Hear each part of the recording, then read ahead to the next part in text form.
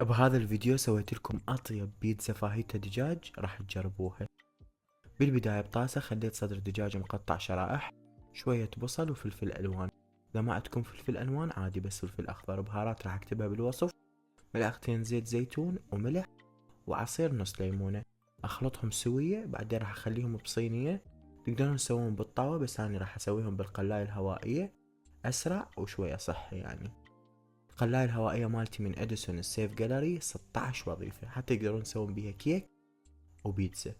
شوفوا بعد ما صار الدجاج فردت العجينة طريقتها كتبتها لكم بالوصف.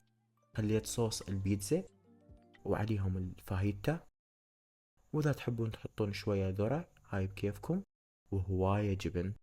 ادخلها للفرن على اعلى درجة حرارة وشوفوا لي النتيجة. طبعا الشكل يحكي والطعم كلش طيب، جربوها والف عافية الغالين.